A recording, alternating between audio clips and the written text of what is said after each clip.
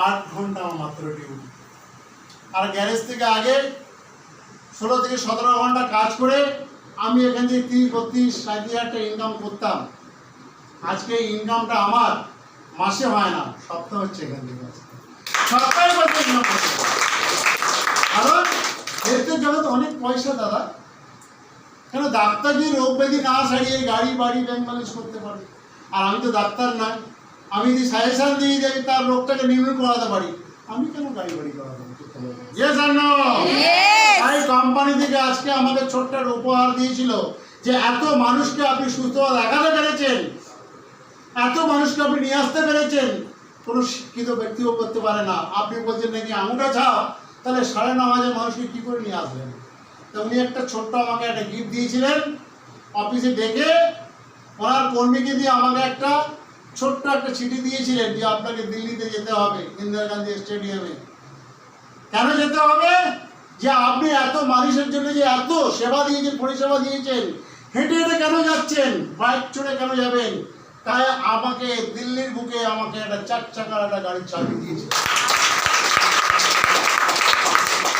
তো সবথেকে বড় কথা এটাই যে আজকের দিনে উনি বলছে এত মানুষকে আপনি সুস্থতা দেখাতে পেরেছেন, তাহলে আপনার মুখ থেকে অনেকে অনেকেই শুনতে চায়। ইয়েস আর নো? তারা আজকে ভালো হয়ে তারা কি বলছে যে স্যার আপনার মুখ থেকে ট্রেনিং নেবো। তাই আজকের দিনে আমি এখান থেকে কোম্পানি থেকে 17খানা ইন্টারন্যাশনাল ট্যুর করে এসে আজকে ট্রেনিং নিয়ে এসে আজকে আমি একজন ট্রেনার হয়েছি। এটা কোনো কথা না। কোনো ডাক্তার লেভেলে মানুষ থাকলে আপনি বোঝাতে পারেন, সে আজকে যা বলবে যেটা করতে পারবে না, এই মূর্খ মানুষ তার থেকে কিন্তু 6 গুণ বেশি কিন্তু কাজ দেখাতে পারবে। আমরা আজীবন দেখে এসছি এলোপ্যাথি হোমিওপ্যাথিক আর দরকার নেই, আর করোনা ভাইরাস বলে কিছু নেই। এগুলো আগেও ছিল, এখনো আছে, সারা জীবন থাকবে। এগুলো অন্য কিছু পরিকল্পনা হচ্ছে, কিছু মনে করবেন না। কেন আমি একটা জিনিস বুঝতে পেরেছি, এই ফোনটা কার পয়সায় কেনা বলুন? আমার পয়সা তো, কিছু মনে করবেন না, আমি বলছি না। এই ফোনটা আমার পয়সায় কেনা, এই ফোনে ব্যালেন্স ভরেছি, আমার পয়সায় নেট ভরেছি, ঠিক কি না? কে অধিকার দিয়েছে এই ফোনের মধ্যে অ্যাড দিচ্ছে করোনা ভাইরাসের জন্য? কে অধিকার দিয়েছে ওদেরকে? আমার কাছে কোনো অনুমতি নিয়েছে কি? আমার পয়সায় ফোন, আমার পয়সায় ব্যালেন্স, আর করোনা ভাইরাসের অ্যাড দিচ্ছে। এটা কি ঠিক হচ্ছে? আমার কাছে অনুমতি নেওয়া দরকার ছিল কি? ইয়েস আর নো?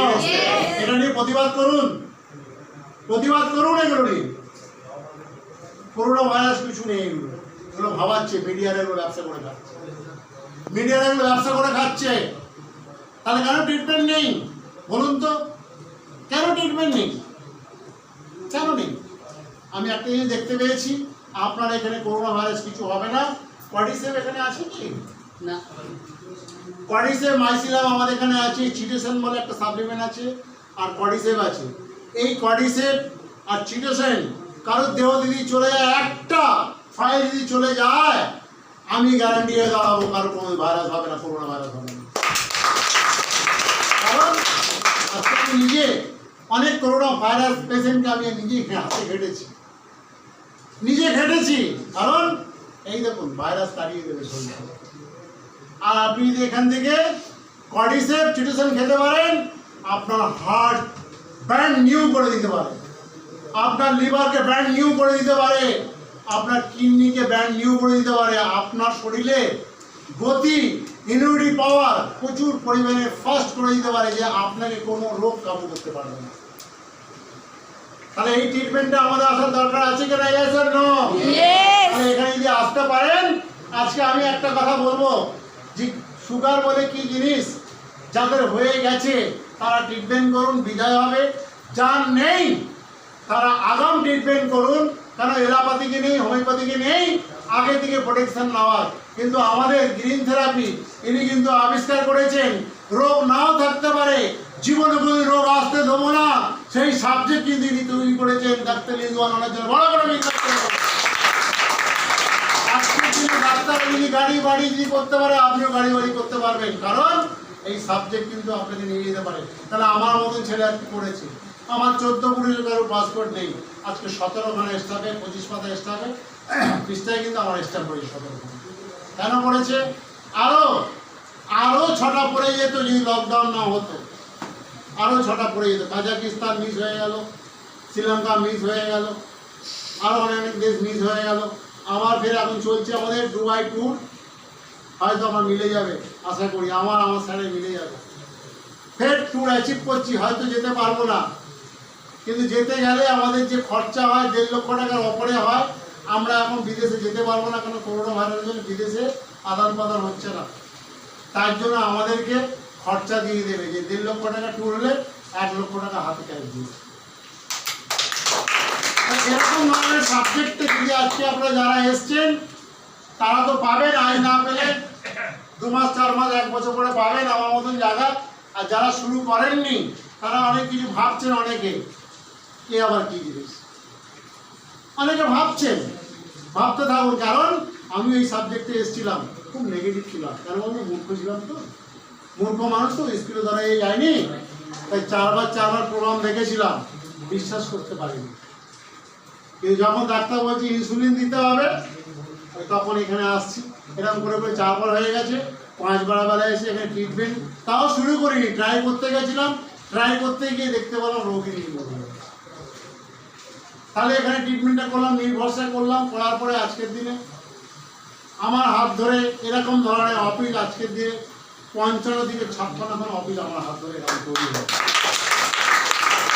এটা কোনো গল্প না। আজকে হয়তো আপনার নেগেটিভ মাইন্ড থাকতে পারে, অনেকের কাছে পয়সা নাও থাকতে পারে।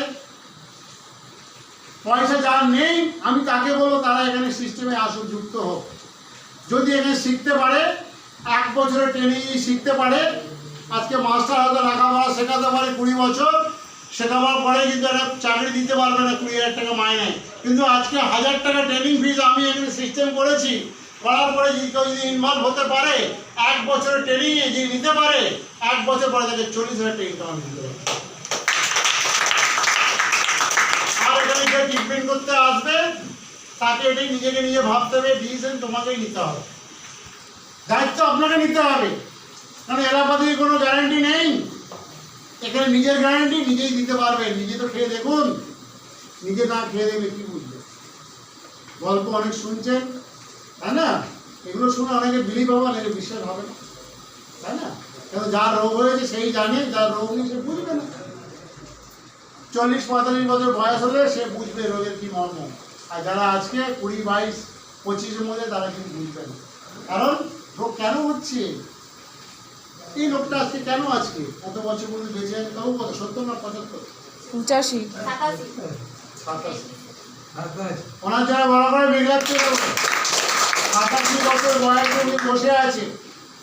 আজকে বলুন তো 87 বছর বয়সে আমি বাঁচতে পারবো কি? কেন? উনি র কিছু খেয়েছেন, গরুর দুধ, শাকসবজি, আনাজ, কি সার ছাড়া খেয়েছেন একদিন। আজকে যারা খাচ্ছি সব আমরা সব ভেজাল। এখন দুধ তো বাজারে কিছু পাচ্ছি না, সব প্যাকেটে যদি কি থাকে দুধ নাকি বল, মাদার ডেয়ারি হ্যান ত্যান কী সব বল, তাই না? একদিন উনি কি খেয়েছে, গরুর দুধ খেয়েছে, মসুর দুধ খেয়েছে, ছাগলের দুধ খেয়েছে, মায়ের দুধ খেয়েছে। এই 4টে দুধ কিন্তু কি অরিজিনাল, বাকি যে দুধ বাজারে বিক্রি হয়েছে সব ডুপ্লিকেট।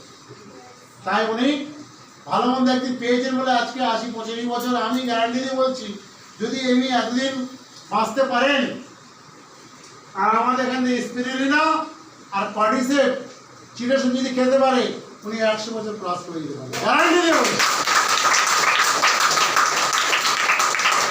আজকে আমিও ইয়াং সেজে আছি, আজকে আমিও যদি ইয়াং সেজে থাকতে পারি, এই ট্রিটমেন্টে ওনাকেও ইয়াং সাজিয়ে রাখতে পারি। কারণ আমারও ভেঙে ভেঙে বলা হয়েছে, যার 36 বছরের মেয়ে আছে, 31 বছরের ছেলে আছে, তার বাবা ইয়াং কি করে থাকে? ভালো আছে কিনা ইয়াস বলুন তো? কেন? দেখুন দিনের পর দিন মানুষের বয়সে বুড়ো হয়ে যাচ্ছে, আমি বয়সে ছোকরা হয়ে যাচ্ছে। হ্যাঁ, আমার ছেলে আমার পাশে দাঁড়ালে মনে হবে ওইটাই আমার বাবা, আমি ওর সন্তান, এটাই মনে হয়। কেন? সাবজেক্ট আমার ছেলে কিন্তু ট্রিটমেন্ট করান, আমার ছেলে আমার সিস্টেমে কাজ করছে, কারণ আমি ট্রিটমেন্ট করেছিলাম। আর মূর্খ তো, যার জন্য আমি কাজটা মাথায় নিয়ে নিই। আর আমার ছেলে কি বিকম পাস, ছেলেকে জয়েনিং করিয়েছিলাম। ছেলে আমার সিনিয়র, কারণ আমি কাজ করেছি, ছেলে ব্যাংক ভর্তি হচ্ছিল। একদিন বলেছিলাম বাবা আমাকে কোটা 20,000 টাকা তুলে দে, বলছে আমার ব্যাংকের টাকা কেন আমি তুলে দেবো? এটা হয় কারোর ব্যাংকের টাকা কেউ তুলে দেয়? আরে আমি তো কাজ করেছি, তুই তো পয়সা ঢুকিয়ে তো ব্যাংকে, তোকে তো আমি জয়েনিং করেছি, কাজও তো আমি করেছি, বলছে ব্যাংকের পয়সা দেওয়া যাবে না। ঠিক আছে, ঠিক আছে বাবা, আমি তোর বাবা তো, এবার এই সাবজেক্টের বাবা তুই হবি, তোর নিচে আমি জয়েনিং করলাম, ওর নিচে আমি জয়েনিং করলাম, এবার যা আমি কাজ করি আমার ইনকাম আমারই ব্যাংকে ঢোকে, ওর ব্যাংকে ঢোকে। রাস্তাটা কি হলো? তাহলে আজকের দিনে ওকে বললাম বাবু 20,000 টাকা দিয়ে দিলে আমি কিন্তু ব্যাংকের বইটা আমি চেঞ্জ করতাম না, ওখানেই থাকতো। আজকে চেঞ্জ করে দিয়েছি, আজকে বলতে নেই। এই কাজ করতে করতে করতে কোম্পানি থেকে আজকে যা দেওয়া তো দিয়েছে, কোম্পানি থেকে গাড়িও গিফট পেয়েছি। ছেলে মেয়েরা আজকে গ্যারেজে কাজ করতাম, বাইক সাইকেল গিফট চাইতো, দিতে পারিনি, দুঃখ পেয়েছিলাম, কষ্ট পেয়েছিলাম। এই সাবজেক্টে এসে আজকে ছেলেকেও 4 হুইলার গিফট করেছি, মেয়েকেও 4 হুইলার গিফট সাবজেক্টের জন্য। কারণ আজকে আমি এসেছি, আমি পেয়েছি, আগামী দিনে আপনি শুরু করলে আপনিও পেতে পারেন, কারণ সিস্টেম পালন করতে হবে। কারণ আজকে আমি যদি পড়াশোনা না জেনেই যে এই সাবজেক্টে এসে যে এতদূর যেতে পারি, আজকের কোম্পানির হাইস্ট র্যাঙ্ক দেখিয়েছিলেন গৌতম বাবু, এই স্টার র্যাঙ্ক দেখিয়েছিলেন কি?